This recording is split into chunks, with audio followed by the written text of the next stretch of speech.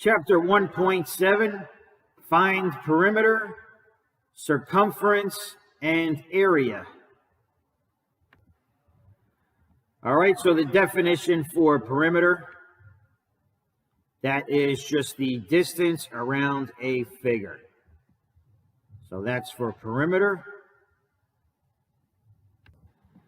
And then circumference, definition, it's the same thing except it's only for a circle. It's the distance around a circle. So perimeter is the same as circumference except circumference is for a circle.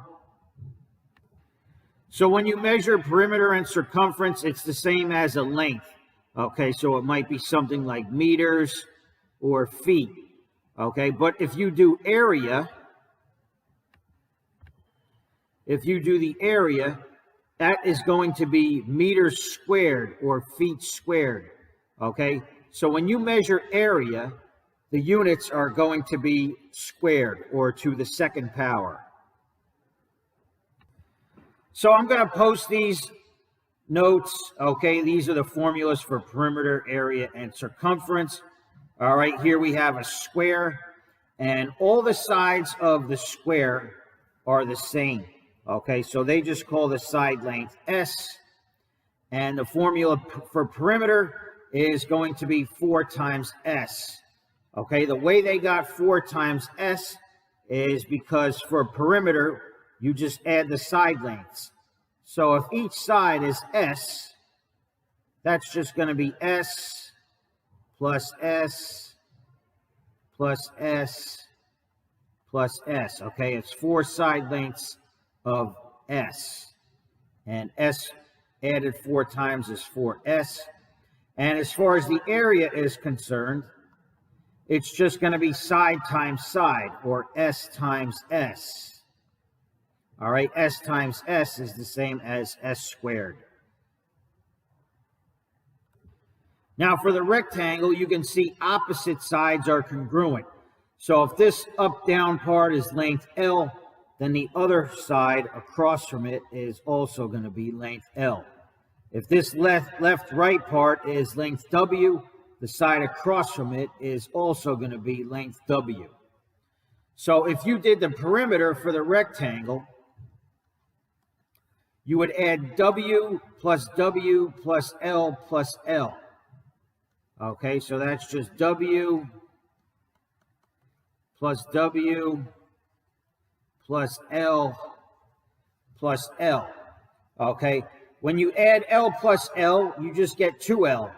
When you add W plus W, you just get 2W. So perimeter formula is 2L plus 2W. Okay, and then for the area of the rectangle, it's just going to be length times width. Okay, so L times W. Now, sometimes some people like to think of the up-down part of the rectangle as the height, H, and they think of the left-right part as the base, B. So you can also say for the area of a rectangle, base times height. Okay, that's the same thing. Okay, for the triangle, they just labeled the side lengths A, B, and C. So to find the perimeter of the triangle, you just add the sides, A plus B plus C. And the height of a triangle, it starts at a vertex, and then when you go to the other side, the opposite side, it has to make a right angle. All right, so the formula for the triangle is just 1/2 base times height. All right, one way you can remember that, if you have a rectangle, okay, if you have a rectangle like so, and you have the base B, that's the left-right part, and the height H, that's the up-down part. The whole thing for the rectangle is base times height, but if you cut the rectangle in half, this triangle here is just going to be 1/2 base times height, and the triangle below it is also going to be 1/2 base times height. So really the triangle, it's the same as the rectangle, but it's just cut in half. All right, for the circle, the diameter D it goes through the center. Okay, this is the center of the circle right here, and D goes right through the center from one end of the circle to the other. The radius R starts at the center and just goes to the circle. Okay, so just so you know, the radius is always going to be half of the diameter. Okay, and you can also say that the diameter is 2 times the radius.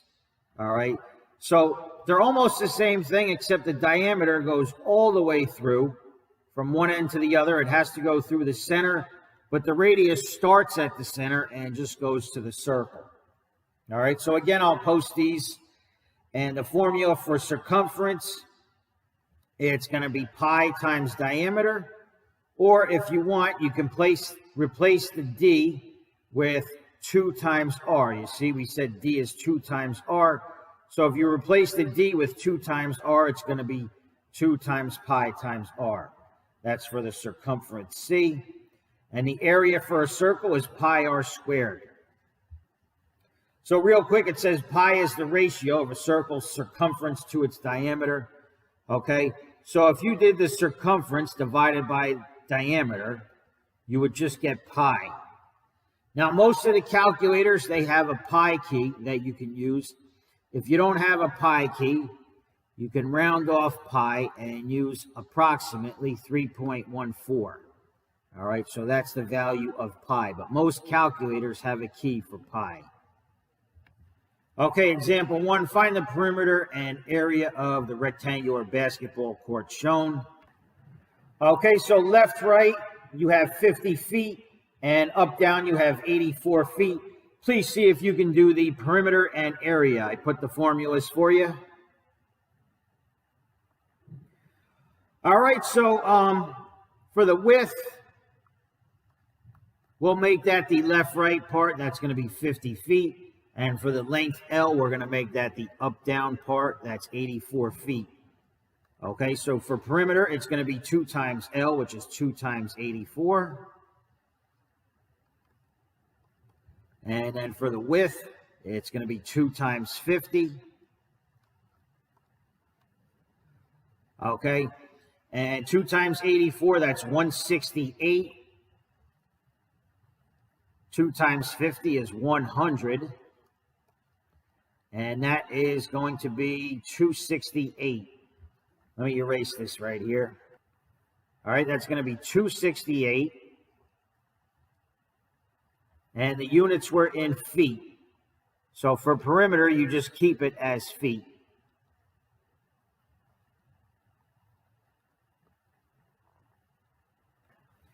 All right, for the area, you're just multiplying length times width. So length is 84. And width is 50. So 84 times 50, let me use the calculator. And I get 4,200. Now, when we did 84 times 50, we basically did feet times feet. So that is going to be feet squared. Okay, so feet is raised to the second power. And we said that at the beginning. When you do area, the units are going to get squared. All right, example 2, you are ordering circular cloth patches for your soccer team uniform. Find the approximate circumference and area of the patch. Let's take a look. All right, let's do circumference first. The formula for circumference C is going to be 2 times pi times r, or pi times d. Now, it shows in the diagram the measurement from top to bottom is 9 centimeters. So if you were to draw that inside the circle, let me see here. If you were to draw that inside the circle, that would go all the way from the top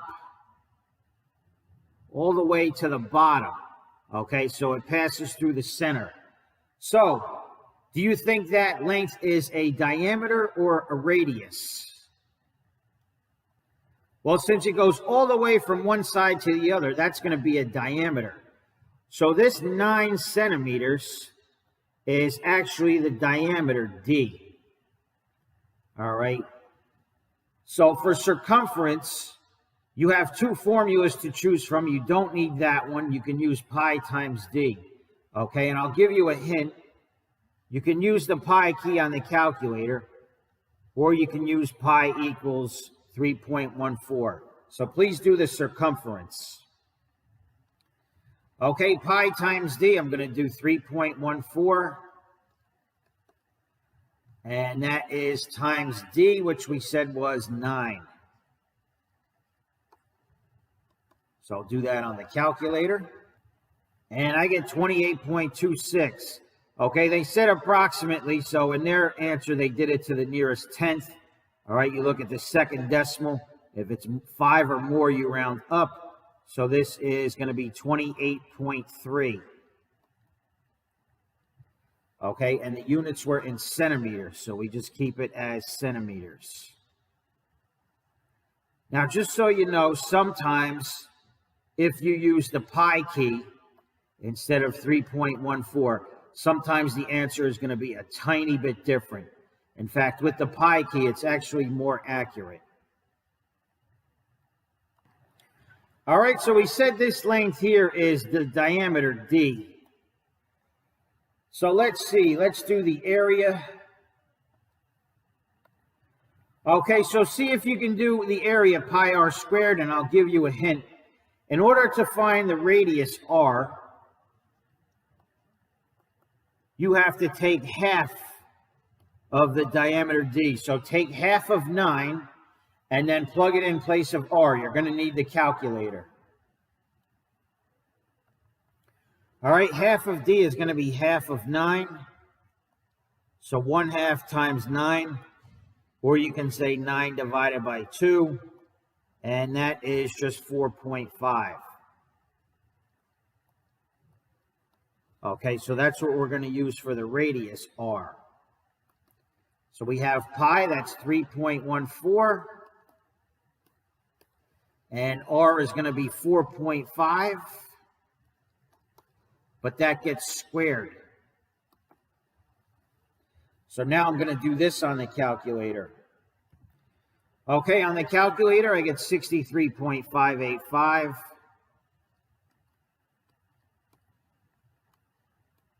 Okay, make sure you can do this on the calculator and get the same thing. Looking at the second decimal, that is more than 5. So I'm going to round it up to 63.5. Is going to be 63.6.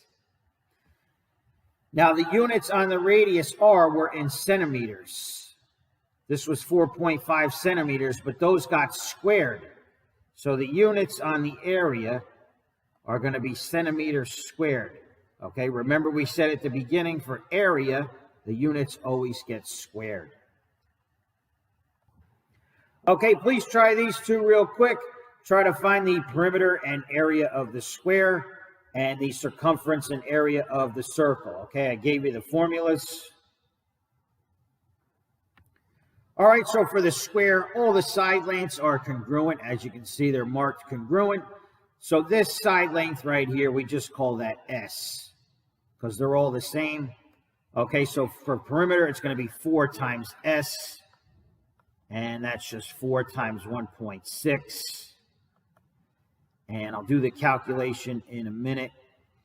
And for the area, it's going to be S squared. So S again is 1.6. That's going to be 1.6. And that whole thing is squared. Okay, let me do both on the calculator. Okay, for perimeter, I get 6.4, and the units are in centimeters. Okay, so that's just centimeters. And now, for the area, this was 1.6 centimeters, but it got squared. So that's going to be 2.56 centimeters squared. Okay, I guess if you wanted to round off, it would be 2.6, but I'll just leave it like that. And now for the circle, we see this length right here. It starts at the center and goes to the circle. Okay, so that's not a diameter. that 2 is actually going to be the radius r. All right, so for circumference, it's going to be 2 times 3.14 in place of pi, and r is also going to be 2.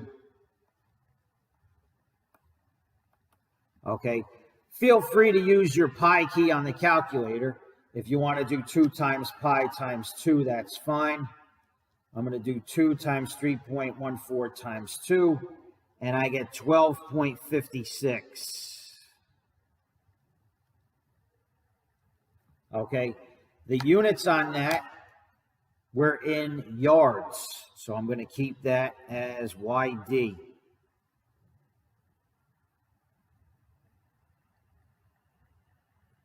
Now for the area, the pi once again is 3.14, or you can use the pi key. And r is squared, so that's going to be 2 squared. Okay, so 3.14 times 2 squared. And that's going to be 12.56. Okay, it happened to be the same answer by coincidence, but that doesn't mean circumference and area are always the same. Now this 2, that was in yards, but it got squared. So the units are yards squared.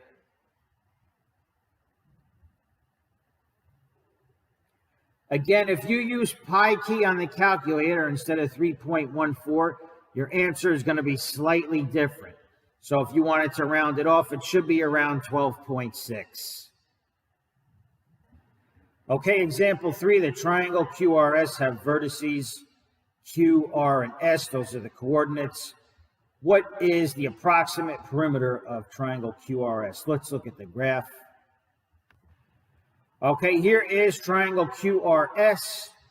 And basically, in order to find the perimeter, we need the length. We need this side length here, this side length here, and this side length here. So we need to use the distance formula. Now, for the one on the bottom, we see this is a straight line, a straight horizontal line. And you see the y coordinates, the 2 and the 2, they both match. So when you go from Q to S, you can just ignore the 2 and take the absolute value of 1 minus 5 or 5 minus 1.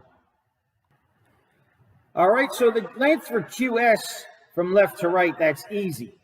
Okay, but for the other ones, like this side here and this side length here, you need to use the distance formula twice.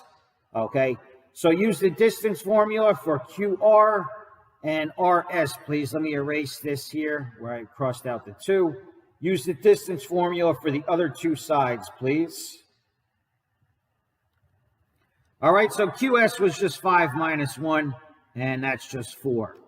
Okay, if you did 1 minus 5, you'd get negative 4, but you take the absolute value. All right, so now let's do QR. Okay, I'm going to do QR. Change in X. Okay, I'm going to do 1 minus 4. And that gets squared. Change in Y, I'm going to do 2 minus 6. And that gets squared. Okay, 1 minus 4 is negative 3. And that's squared. 2 minus 6 is negative 4. And that's squared. Okay, make sure you keep the parentheses. Negative 3 squared is positive 9. Negative 4 squared is positive 16. 9 plus 16 is 25. And the square root of 25 is just 5. So that is for QR. Now we have to do RS. Okay, same distance formula with the square root. Change in X. Change in X squared is first. I'm going to do 5 minus 4. and that's squared. And then change in y, I'm going to do 2 minus 6. And that's squared. 5 minus 4 is just positive 1. 2 minus 6 is negative 4.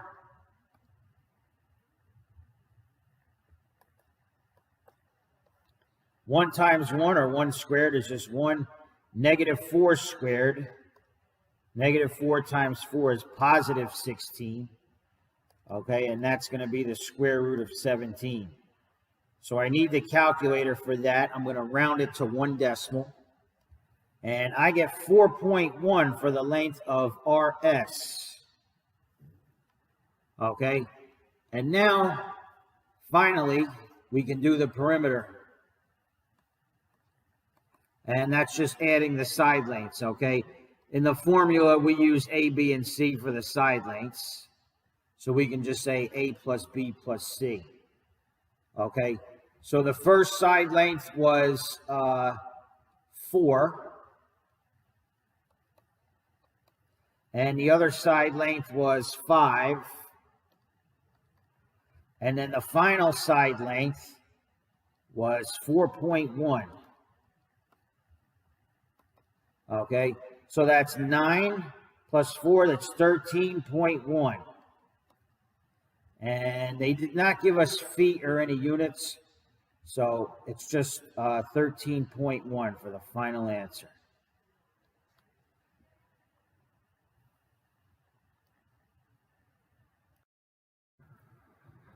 So there are basically 3 types of altitudes for a triangle, okay?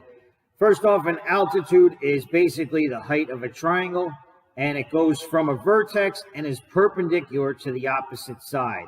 It can be inside, outside, or one of the sides of a triangle. So let's take a look. All right, so in this first case here, the height of the triangle, or the altitude, is actually inside the triangle. Okay, so it starts at a vertex, and then it travels to the other opposite side of the triangle, and as you can see, it makes a right angle. Okay, it makes a right angle with the base. So the base can be any side of a triangle, but the height has to be perpendicular to the base. Okay, so in this case, the height, or the altitude, is inside the triangle. Now, in this case here, the height or the altitude is one of the sides of the triangle. Okay, so again, it starts at a vertex. The height starts at a vertex, and it travels to the opposite side of the triangle, and it's perpendicular, or makes a right angle, to the base. So this would be the base, and this right here would be the height.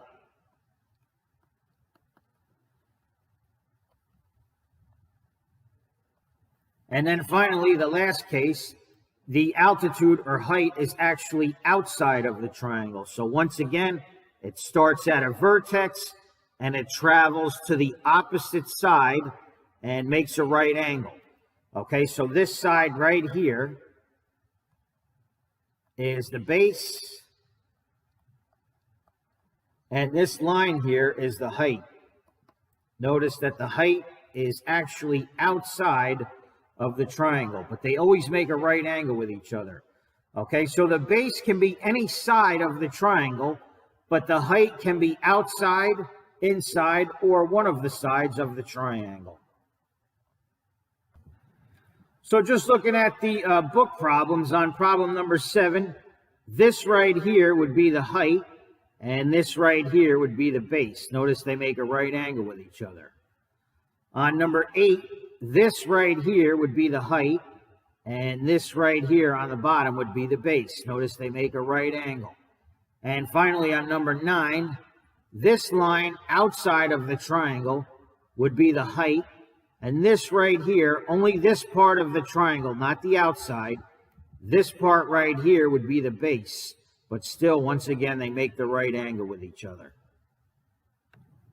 All right, let's try guided practice number 4. See if you could, you don't have to describe, but see if you can find the height from F to EG. Let's take a look.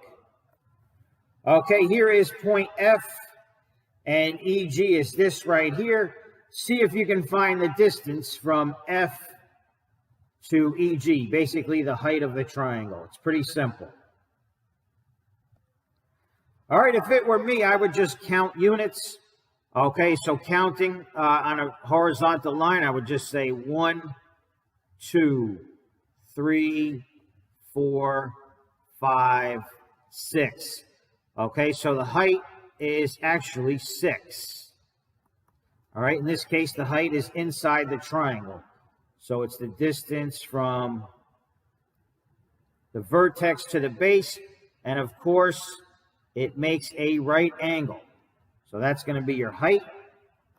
Okay, and now using that height, and then use this side here as the base, see if you can calculate the area, please.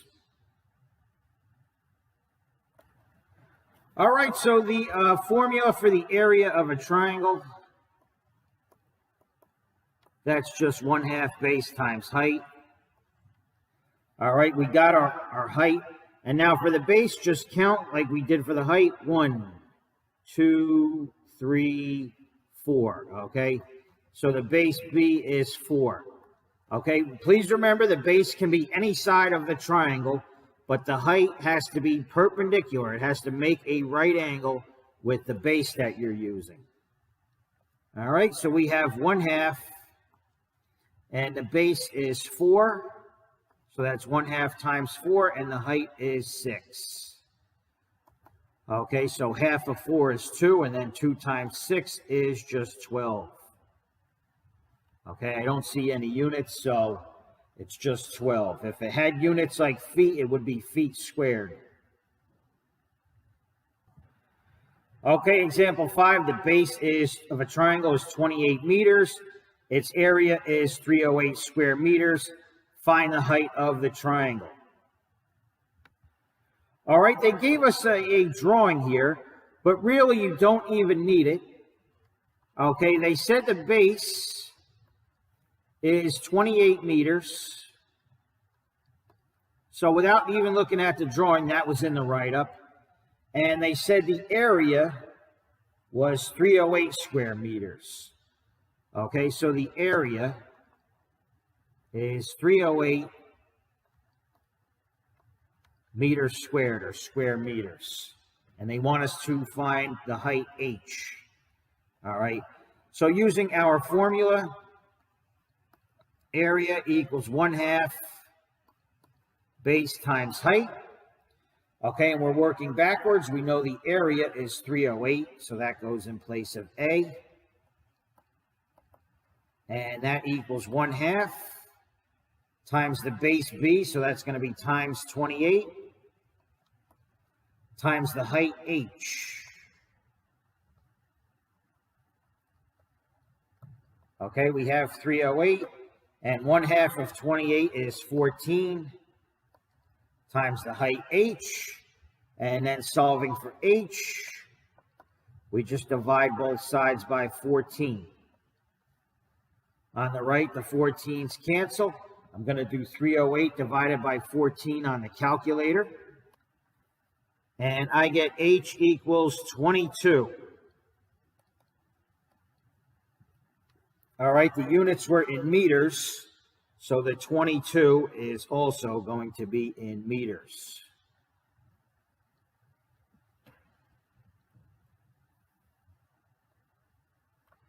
Now, when you do this, the units have to match. I don't think there's any problems where the units don't match, okay? Because when you divide the area by, in meters squared divided by meters, you're just left with meters, right? Meters squared divided by meters is just meters. And also, if this here was not an even number, we would have gotten a fraction. But what you'd have to do is multiply both sides by the reciprocal. If you got a fraction right here, you just multiply both sides by the reciprocal in order to solve for h. But it's easier when this number here is an even number and then it's multiplied by a half. Okay, please pause and try number 7. It says the area of the triangle is 64 square meters.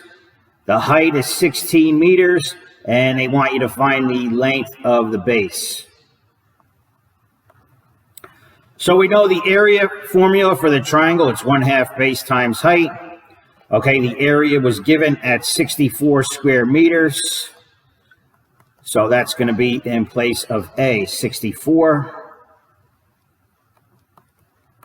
And that's going to equal 1/2 times the base. The base we don't know, so we're going to leave that as B. Times the height. The height is given at 16. In place of H, we're going to write 16. Now, before you do this, you want to make sure the units match. Okay, normally you should really write the units in the equation. But we see here the area is given in square meters and the height is also given in meters. So as long as meters and meters match, you're okay. Anyhow, this is fairly easy because this is an even number, okay? When you multiply, the order doesn't matter. So you can just do 1/2 times 16, and that's going to be 8, and we're still left with B. So we just have 8 times B, and that equals 64. Now, if this were not an even number, you could get a fraction and multiply both sides by the reciprocal, or if you want to get rid of 1/2, you could just multiply both sides by 2. Anyhow, 64 equals B times 8. The opposite of times 8 is divided by 8. We do that to both sides, and the 8's cancel. 64 divided by 8 is just 8, and we're left with B. Okay, like we said, all the units were in meters, so the units on the base are also going to be in meters. So the base equals 8 meters. All right, in this section here, starting with number 20, they want us to copy and complete the statement.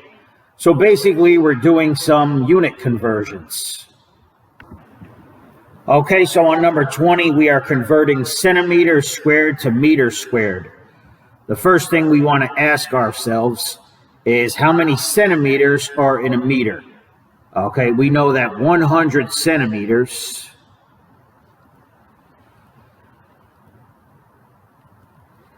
equals 1 meter.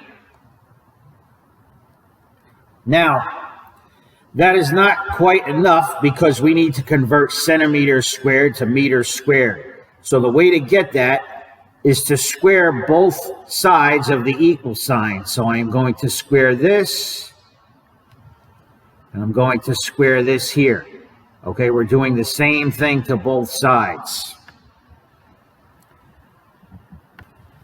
Now, if you recall, if you have x times y, and you square that, that exponent gets applied to both the x and the y.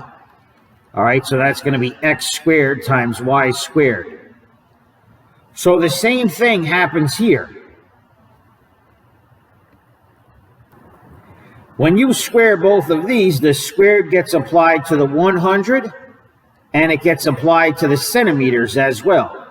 So this is going to be 100 squared, and that's going to be centimeters squared. Okay, and same thing here.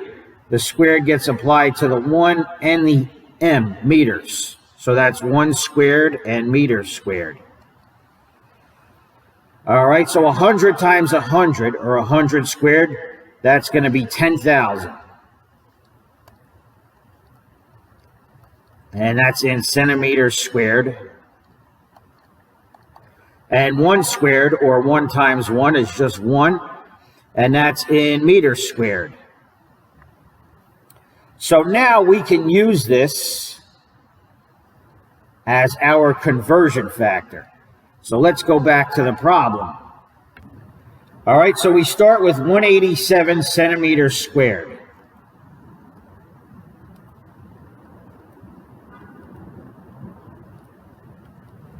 And that is going to be multiplied by a fraction. Now, when you have something equals something, you can multiply by 1 over the other. It's not going to change the value. It'll just change the units in this case. All right. This is a numerator with centimeters squared. I want that to cancel, and I want to be left with meters squared. Since this is in the numerator, I am also going to put it in the denominator. And by doing that, it will cancel. So now we can fill in the fraction with this conversion right here. 10,000 centimeters is going to be in the denominator. And 1 meter squared is going to be in the numerator. Okay, so now we can cancel units just like we cancel fractions. So centimeter squared divided by centimeter squared, that cancels. All right. And 187 times 1 is just 187. And that's divided by 10,000. And the units left are meters squared. So now we can just finish this. All right, you can do it on the calculator, but if you have 187 and you divide by 10,000, the 10,000 has 4 zeros, so the decimal is here. You move it over 1, 2, 3, 4. Okay, the decimal is here, and we need a 0 right here. So that's actually your answer. It is 0.0187. And the units left are meters squared. Final answer.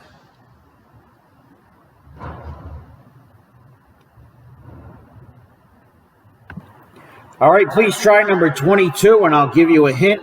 Since we're going from inches to feet, we know that 12 inches is going to equal 1 foot. Okay, you need to square both sides to get the conversion factor, so please try it. Okay, so squaring both sides, I'm going to square this here. And I'm going to square this here. All right, that exponent gets applied to both terms. So we have 12 squared, and we have inches squared. We have 1 squared, and we have feet squared. You don't necessarily have to write this extra step. I'm just doing that to show you. 12 times 12 is 144. And that's in inches squared. 1 times 1 is 1, and that's in feet squared.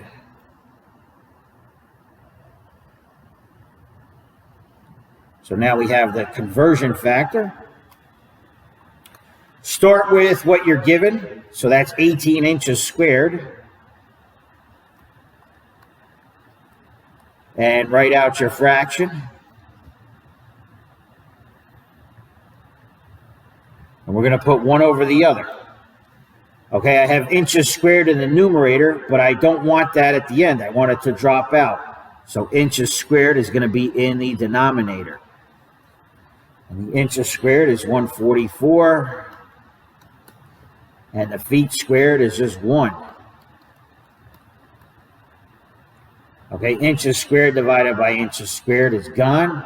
In the numerator, we have 18 times 1. That's just 18. In the denominator, we had 144. And the units are feet squared. Now, they didn't say how they wanted the units, if they wanted a fraction or a decimal. If you want to reduce this fraction, you could divide top and bottom by 2, but I already tried it on the calculator. 144 divided by 18 is just 8.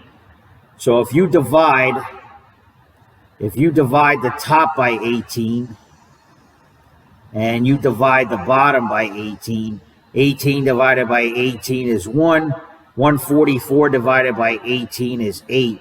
And that's in feet squared. So really, that's it right there. This would be the most accurate answer. If you wanted to do decimal places, 1 divided by 8 is just 0.125. Actually, that's perfectly fine because I didn't have to round it. So probably the decimal answer is the one that makes the most sense. All right.